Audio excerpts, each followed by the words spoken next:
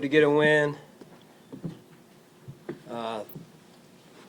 Great environment at Highmark Stadium. Fans were phenomenal. Again, playing here, the environment that they help us with on Sundays, on game days, is unmatched around the NFL. I've said that before numerous times. I should have said this to start. Glory to God, man, with his blessings, right? And everyone that was out there, some guys got banged up, some guys were able to play through some things. Just extremely grateful, right? Extremely grateful to lead these guys, man, in terms of just what a good group of men and women on our staff as well. And I thought the effort was outstanding, starting with the offensive line, as you guys were talking about the running game, the running backs. When you run the football, though, it's not just the offensive line and the running backs. It's the tight ends, it's the wide receivers. And it takes an unselfish approach, right, especially for a wide receiver to not get as many balls in a game like this. And then when the ball does come your way, the opportunities you get, you got to make the most of them, and I thought they did that. Steph's catch was amazing and a big play for us there. Josh's mindset again as a quarterback, I think we threw for 85, 86 yards, whatever it was, and I love that about him. He just wants to win, and that says a lot about who he is as a competitor and as a person. I thought all three phases chipped into this, right? Good complementary football, defensively, special teams. I felt the special teams in terms of the coverage units, and so just a good day all around. You sort of just answered it, but I mean, given the stakes, given the competition, might this have been your most complete win of the year? Man, it's such a long year. Hard to say. I mean, it was, all I can say is it was the game we were focused on the most, Sal. And the preparation during the week, the guys did a phenomenal job along with the staff. I need to credit the staff. Good game plans on all three phases, and in order to prepare to play like that, it takes a lot of preparation by the coaches, by the staff, and the players put in a lot of time. They knew the challenge, and that's a really good football team. So that's not indicative necessarily of who they are. I think just our level of play tonight was very high. Sean, you guys were dominant physically, Sean, and that's an offense that had been averaging over 40 points a game in the last 5.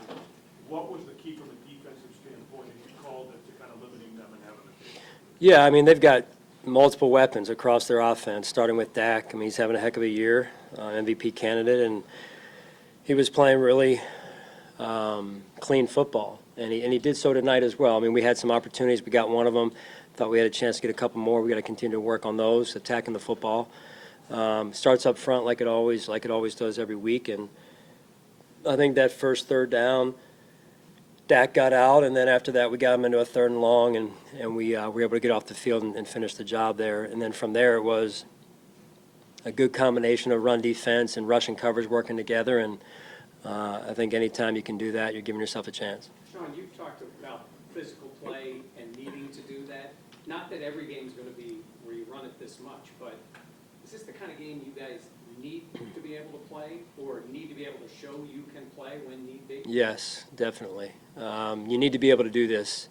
You need to be able to play that way down the stretch because of weather, or they're taking away your fastball, and I just believe in that. I think just philosophically, holistically, you've got to be able to show that you can do that, be a two-dimensional offense, or in this case, a one-dimensional offense via the run.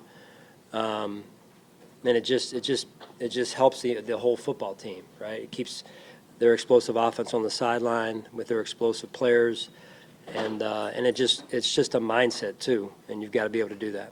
Along those lines, just how important is it to be able to play like that and win in a game where Josh doesn't feel like he has to be Superman and do all kinds of crazy things and throw for 1 million yards or whatever? Yeah, it's all part of what I was saying earlier, Heather, just about the level of play. Whether you're throwing it or running it, your level of play this time of year has to be extremely high. And you learn a little bit from every game as a coach, as a player. And I think, you can, as Josh is gone, he continues to learn what it takes to win in this league. And he'll continue to do that as his career unfolds. And I think that's been fun to watch and enjoy from a coach's standpoint as well. Sean, I know. Josh talked about running the ball really wasn't the point of emphasis of the game, and it just happened that way. Did y'all guys just really look at how James Cook was having a day, and if it's not broke, don't fix it type of mentality?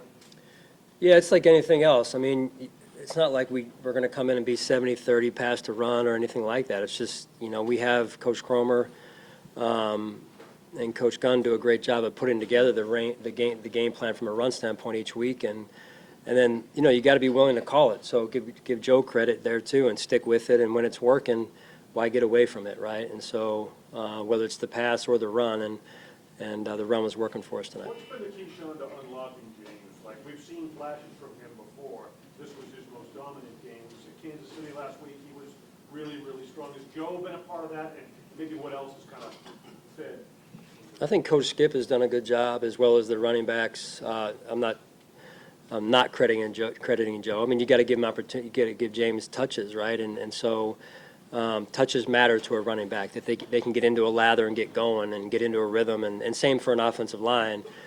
James's development, number one, credit him. Number two, Coach Skipper, and then the running backs that are in the room around James also on a daily basis have helped with his development, his maturation, because there's highs and lows. I mean, like I've said before, you're going to want some plays back. I know there's one play he wants back from tonight as well. So you're always looking for things you can work on.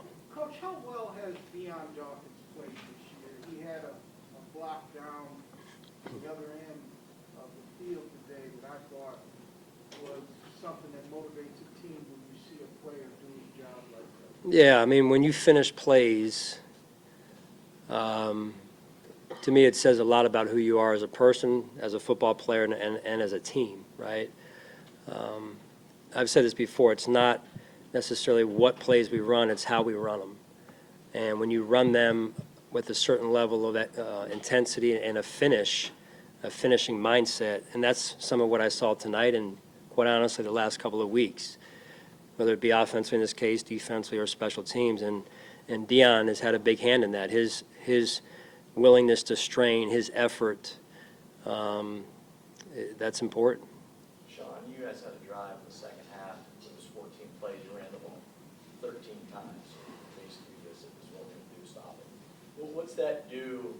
I know it's your offense, but what's that do from a defensive side of things when you can't stop it? Yeah, I mean, you can only do so many things as a defensive play caller. You can only put, so many guys in the box. And at some point, someone's got to make a play, and so, I credit our offensive line again, and Joe giving them the touches and staying with it, because it's easy to go, hey, run, okay, it worked, go another run, it worked, and then, all right, I'm going to play action right here. And he stuck with it, and they took ownership of that, because after you get a couple runs, hey, some people are like, hey, okay, that was good, we moved it now, all right, hey, Joe, turn to the pass, and they stayed right with it, which is also a mindset. You say it's tough. How much tougher is it when 17's the quarterback? Yeah, you always have to worry about what Josh is going to do, right? It's when you have a player like Josh or like Dak Prescott, and you're always worried about, if I commit to the run, what's going to happen to me in the pass game. So it's a matchup league. Coach, really disciplined football team with one penalty today. Can you talk about that? Yeah, it's a big. It's something we take a lot of pride in, is the discipline of our football team, and having disciplined players and leaders that lead by example, I think, is where it starts, right? Because I can be up here pounding the podium every week with them, I'm saying, but it's really the message that they're taking to the team, them being the captains and the veteran leaders on our team. Sean, you guys talk about playing your best football down the stretch in this time of the year. Do you think that you guys are peaking at the right time right now, or starting to? Well, yeah, the NFL is a one game at a time league, right? 1 week at a time league, and we've got to obviously watch the film and learn from this, and we're on a short week. I know we've got a couple guys banged up, so we're got to go all the way out west. So that'll be a challenge in and of itself. What's the conversation, feedback like on the sideline or among your players when you're pulling them out of the game with 11 minutes to go against the Dallas Cowboys? Yeah, I put the defense back out there. The offense. I don't know. I didn't really. I mean, I was focused on the defense, I guess, after the offense was out. So But you make that call, right? I did. Yeah. To pull the offense out. Yeah. Yeah, I thought that they had done their job. The defense hadn't done their job by that point. So. We're going to talk about the effort that the defense went out there. I mean, open field tackles, just rounding into the football. Yeah, I mean that was going to be big because they do a good job of taking shots, but they also throw the ball underneath and they keep you kind of off balance defensively. And I thought our guys tackled well when they were able to set up in those zones and break and tackle. And that's again when the rush and the coverage are working together. You can set up and trust that the rush is getting there, and then you can break underneath when you need to break. Do you feel like you've hit your stride in managing all of this? I mean, you were a defense coordinator for a long time, but was there any part of this season that was kind of getting back up on the bike again and learning how to do it in this role that you're in now? And do you feel like you're maybe hitting your stride in that? I'm always learning, I would say. Always finding things I can work on and get better at. So I'm just extremely grateful to work with these players and these coaches. I mean, the staff has done a phenomenal job. They really have, and we have great collaboration on our staff and some really good people. All right, thank